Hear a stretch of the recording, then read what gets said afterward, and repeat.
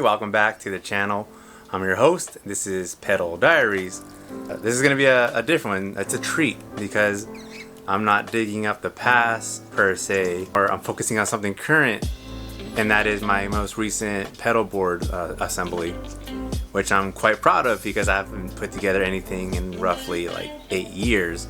Not to say I made my pedal boards and left them as is. It's just like there was a time I had 3 going at one time. I would pick and pull things here and there, but they mostly stayed intact. Yesterday I had some recovery time after a mild medical procedure, so I skipped a day of work, and they released me pretty early, so I was kind of restless. Decided, let me just start from scratch. Something I've been wanting to do.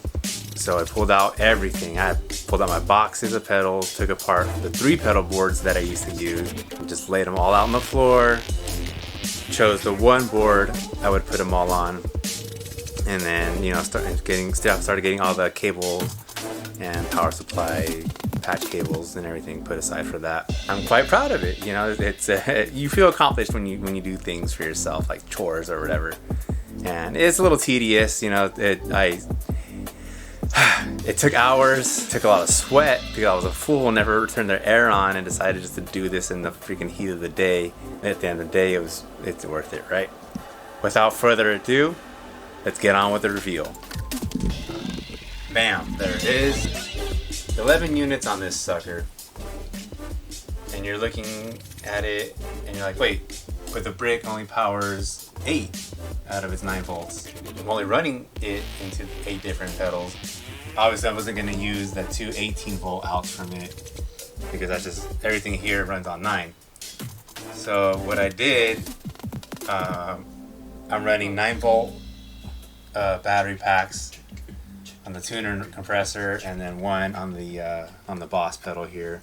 So yeah, pro tip, if you're running 9-volt batteries on any given pedal, make sure on the input of that pedal, when you're not using it, you pull out your 1/4 inch, or else you'll lose battery life. Kind of wanted to build with this in mind, the bass whammy from Digitech, just because I use it to emulate guitar, being like a solo instrumentalist these days.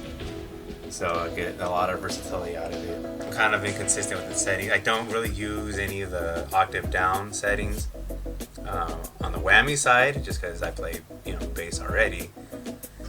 But I will use it. I will use the octaves up and down in those combinations on the harmony side. But I'm mostly on the upper octaves on the whammy side. So why don't we just get on with the order of things? Obviously we gotta start with power, so I got my MXR brick. I have a few of these lying around. It took a while to figure out how to arrange everything. From the get-go, I didn't know the top row, you should say, were gonna be the units that are kind of like set it and forget it. Down here in the time-based portion of the board, there's a lot of manipulation going on. So I'd rather, be able to access these. It's just a little easier. And then just kick on this stuff up here. As long as I don't kick a knob by mistake, everything is pretty much gonna be fixed. Here again at the brick, I'm running all 8 9-volt outs for the first pedal in the chain is the tuner, which is just being run on 9-volt battery right now. Easy entry for the instrument cable right through the handle, and I can still grip it when I'm needing to transport it. From there into the Boss CS2. I've talked about this sucker before, and always on pedal for me. Then out into the whammy, and from the whammy it goes into all the dirts. First one in line being the Alpha Omega Ultra from Dark Glass. I watched enough reviews on it, and I wanted it so bad. This was a Craigslist deal. After eBay screwed up and sent me the wrong one, so I shipped that one back, and then actually bought this one for the price of the incorrect one that eBay sent me, and that being just the plain Alpha Omega. This is not quite a set it and forget it because of the EQ side, so I'll mess with the sliders a bit. But once the dirt is on, that's pretty much fixed. Might, you know, other than engaging growl and the bite.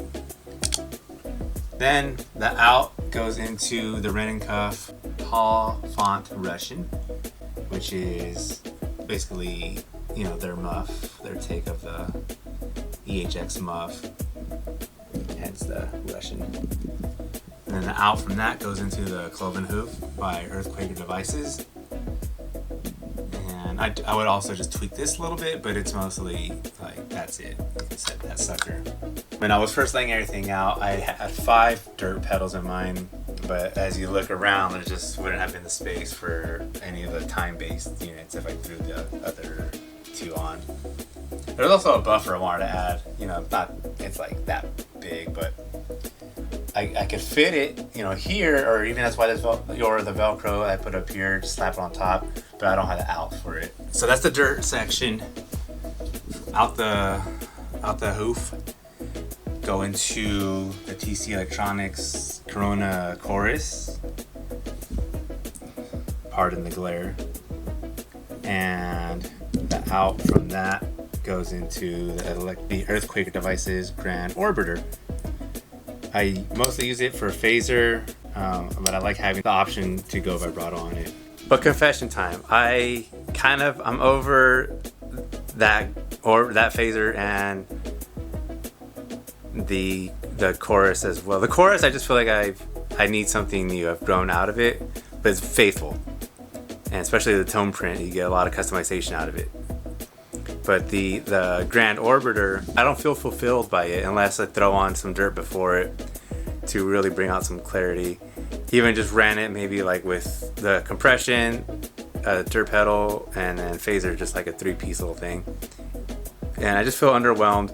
So I'm in the market right now for more or less a multi-effect unit for modulation. So, you know, chorus, flanger if it's got it, vibrato, and phaser. At least those 4.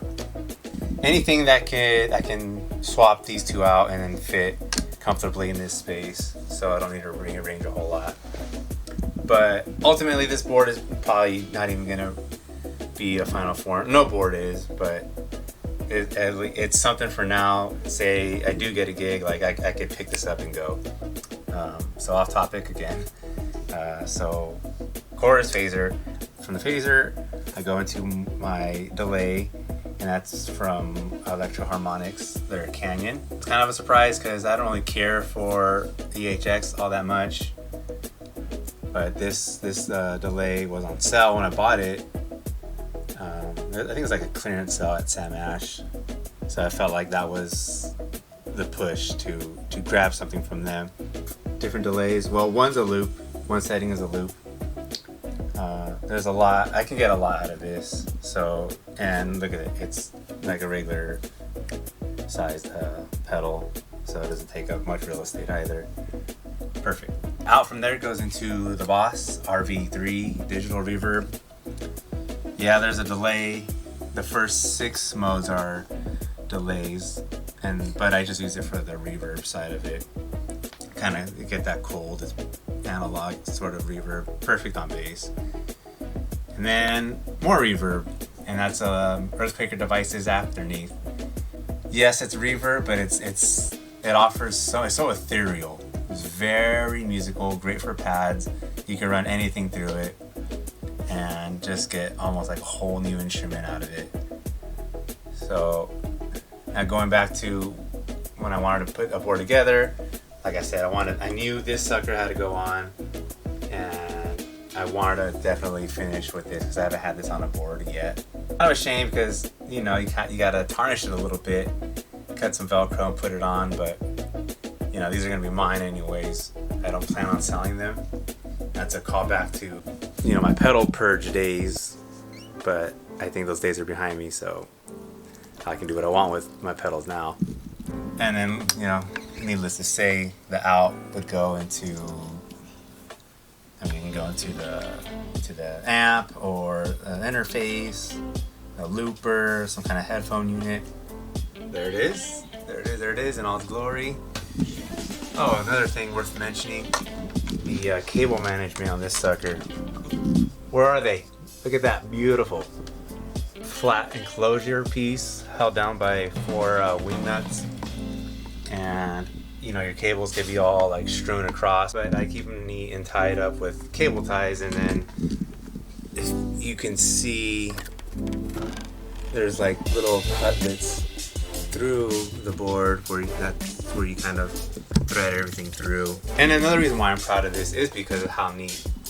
It could be better, but I did the best with what I could, and that's in part to the EBS gold flats, which I need more of because those things save a lot of space. You can get pedals like butt to nut close. It's amazing. So I need more of those. What I want to do next is put together a smaller unit that'll have probably more time-based pieces, because those are going to be great for manipulation and just for having fun overall. I want maybe something like on the pedal tree nano size, plus, you know, get my expression pedal strapped down on the smaller board so I can pick and choose which one's going to get some expression. My volume pedal, thankfully, is doesn't run on power, it's passive. So when I do need that and I need volume swells or whatever, I can just throw that on the ground right next to this board here and go, you know, right into the tuner. This is a little too long. I thought it'd be under 10 minutes, but thanks, you know, I thank you for sticking around, and I hope you enjoyed today's content. Pardon me for not doing the diaries every week. I tried, but when I fell, I'll just try and upload a bass playthrough or you know, some kind of bass solo thing. So take care. Hope you all enjoyed your weekend. A weekend is coming up at the time of filming this.